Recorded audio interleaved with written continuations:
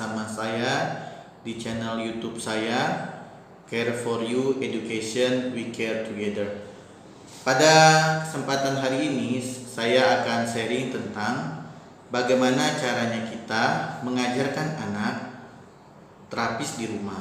Ya, bagaimana anak itu diterapis di rumah, yang mana si terapis itu adalah kita sendiri sebagai orang tuanya yang menerapi anak kita.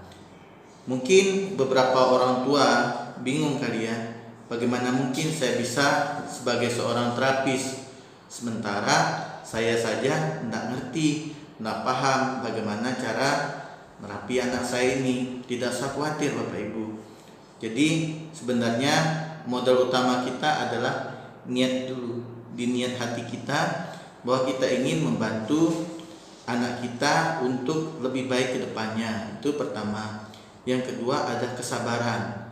Niat, kesabaran, bahwa kesabaran merupakan salah satu kunci ya dalam mendampingi anak untuk menjadi lebih baik, terutama dalam hal kemandirian, akademik dan lain sebagainya. Yang ketiga ada keikhlasan. Jika ketiga hal ini, niat sudah kita tanamkan, kesabaran sudah ada di dalam hati kita, serta keikhlasan, maka kita tidak akan mengajar anak dengan marah-marah. Kita tidak akan melakukan kekerasan pada anak jika anak tidak bisa atau belum mampu. Dan yang paling diingat dalam mengajarkan anak di rumah dan dalam menerapi anak di rumah, jangan lupa adalah memberikan reward, memberikan pujian, bukan justru memarah-marah, mencubit, apalagi sampai istilahnya memukul, membuat anak nangisnya. Saya akan mempraktikkan bagaimana kita selaku orang tua dalam mengajarkan anak melalui alat-alat permainan edukatif yang bisa kita dapatkan, baik itu di tempat-tempat penjual mainan, kemudian atau yang tersedia di rumah. Jika kita tidak misalnya susah untuk keluar mencari di tempat-tempat permainan, kita juga bisa memodifikasi sendiri ya. Intinya alat-alat permainan itu kita bisa gunakan untuk anak belajar mengenal huruf, belajar mengenal angka, belajar mengenal gambar, kemudian sehingga dapat merangsang, menstimulus kemampuan kognitif anak, kemudian kemampuan emosional anak, serta psikomotor anak. Nah, saya sendiri sebagai orang tua di rumah, saya sudah menyiapkan berbagai alat permainan edukatif yang sengaja saya beli, di samping untuk kebutuhan anak-anak saya, juga untuk saya gunakan menerapis ya, beberapa anak yang berkebutuhan khusus yang datang kepada kami untuk meminta bantuan gitu ya, bantuan untuk mengajarkan anaknya gitu ya. Nah, baiklah, saya akan langsung mempraktikkan cara menerapis langsung pada anak saya yang mengalami gangguan spektrum autis. Anak saya sekarang udah umur 17 tahun, yang mana pada saat kecil didiagnosis dengan gangguan spektrum autis. Umur 5 tahun belum bisa bicara, kemudian masuk umur ke 6 tahun baru bisa mama papa. Kami terapis sejak usia 3 tahun sampai umur 7 tahun, berarti sekitar 4 tahun pun mengungkapkan 2 kata saja, mama dan papa, di saat usia 7 tahun. Namun kami selaku orang tua sangat menyadari kalau bukan kami sebagai orang tua yang membantu menerapis anak kami dan hanya mengandalkan di tempat terapis saja, itu tidak akan cukup waktunya. Sehingga memang ini merupakan tugas orang tua dalam mengajarkan anak. Jadi perlu kita pahami bahwa anak belajar itu sebagian besar ada di lingkungan keluarga. Karena kita yakin kalau di sekolah itu hanya beberapa jam saja, tapi waktu anak paling banyak adalah di lingkungan keluarga. Jadi libatkanlah anggota keluarga dan mengajarkan anak. Kedua, baru di sekolah, lingkungan belajar anak. Di sekolah, jika dia sudah masuk usia sekolah. Jika belum masuk usia sekolah, berarti dia belajar di rumah dan belajar di luar rumah, yaitu di masyarakat atau di komunitas.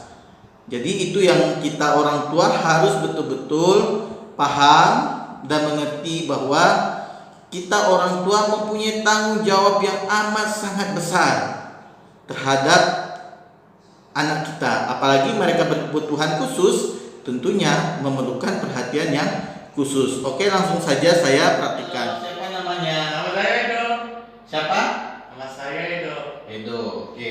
Hari ini Edo, Papa akan mengajarkan Edo tentang mengenal jenis-jenis warna, kemudian mengenal nama-nama buah. Ini gambar apa ini? Mango, mangga. Oke. Terus ini apa? Watermelon, semangka. Oke. Ini apa? Alfray pesawat terbang. Oke. Ini Cat, kucing. kucing. Oke ya. Edo suka kucing? Dan saya mulai film. Oke. Ini warna apa nih bacanya? Yellow, kuning. Oke.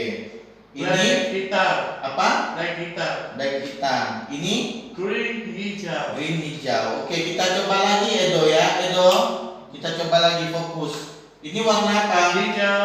Hijau. Ini warna apa nak? Kuning. Kuning.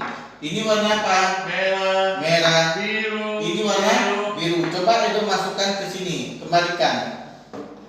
Oke. Oke, sekarang coba Edo mengenal.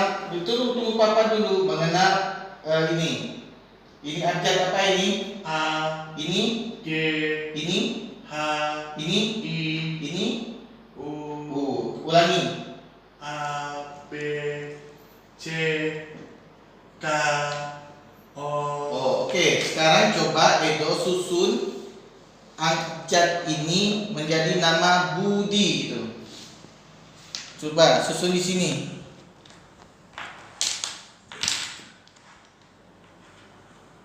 Coba dibaca. Budi. Ini huruf apa? B. U. Ini. D. E. I. Budi. Ulangi. Bu. Di. Ini apa nih? B. Ini. U. D. I. Oke, pintar. Cah dulu. Selanjutnya adalah terapi sosial. Tadi kita sudah menjelaskan terapi dengan alat permainan edukatif, kemudian kedua adalah mengajarkan anak untuk kemampuan akademiknya, membaca, mengenal huruf, mengenal angka, kemudian melatih bagaimana anak itu bisa fokus. Nah, selanjutnya ketiga ini adalah terapi sosial, artinya bahwa orang tua membawa anak yang berkebutuhan khusus untuk berinteraksi di luar rumah, melihat berbagai aktivitas orang yang ada di luar. Nah, Papa, ini adalah suatu kesempatan bagi orang tua dan tak perlu malu. Biar anak itu bisa merekam ya, melihat seperti apa aktivitas anak-anak yang seusia dia di luar.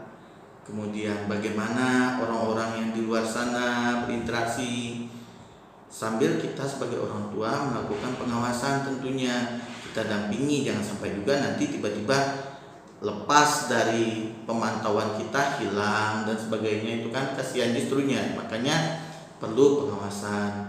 Orang tua tidak perlu malu bawanya.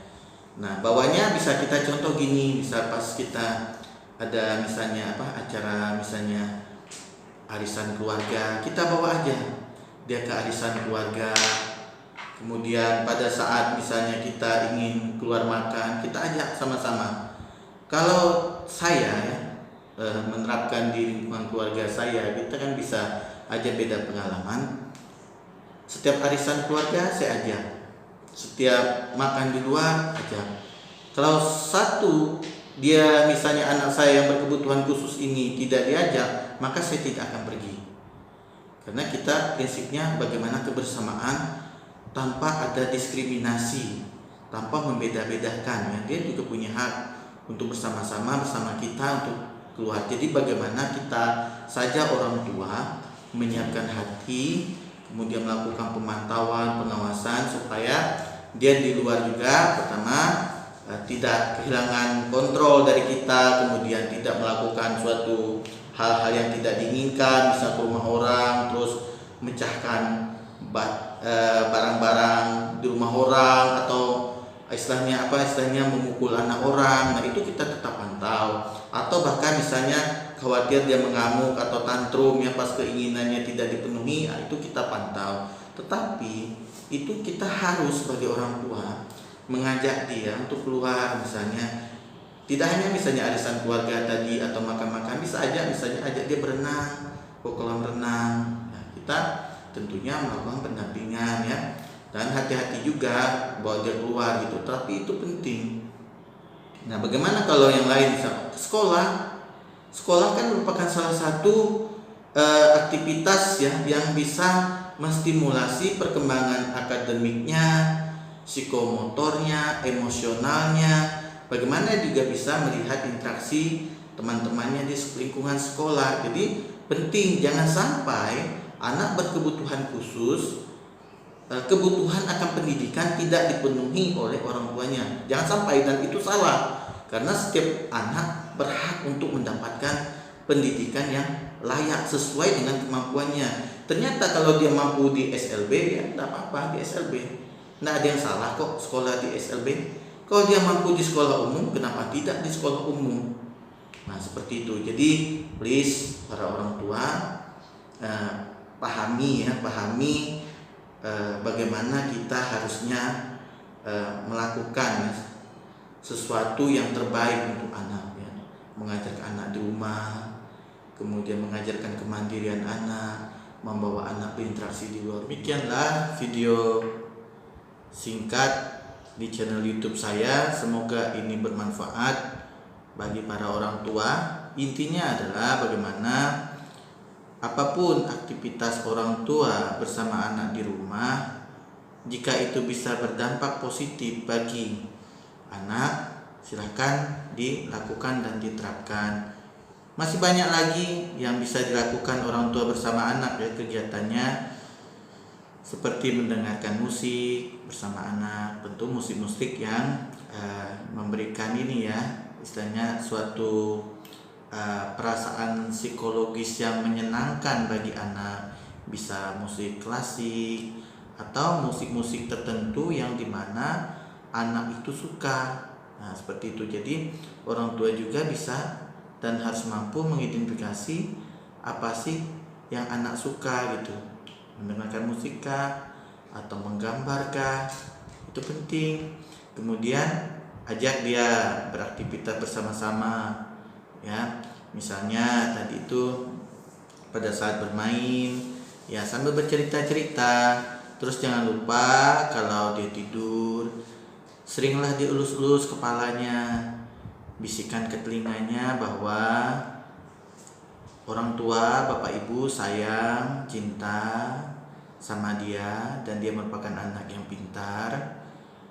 Yang intinya adalah kata-kata positif itu nanti akan terekam di memori anak, dan itu bisa menjadi suatu stimulus bagi perkembangan anak itu sendiri, meskipun tidak langsung ya Bu, tidak instan, tetapi kata-kata yang positif dari orang tua yang diucapkan secara berulang dan diterima oleh anak, suatu saat akan teringat kembali oleh si anak. Oh, orang tua saya ternyata dulunya sering mengucapkan kata-kata aku sayang kamu, kamu adalah anak yang baik, anak yang pintar gitu. Itu sering diucapkan. Karena apa? Kata-kata orang tua merupakan salah satu doa ya, merupakan ungkapan doa. Maka doakanlah sesuatu itu yang baik dan yang positif bagi anak. Demikian channel YouTube saya, Care for You Education, We Care Together. Assalamualaikum warahmatullahi wabarakatuh.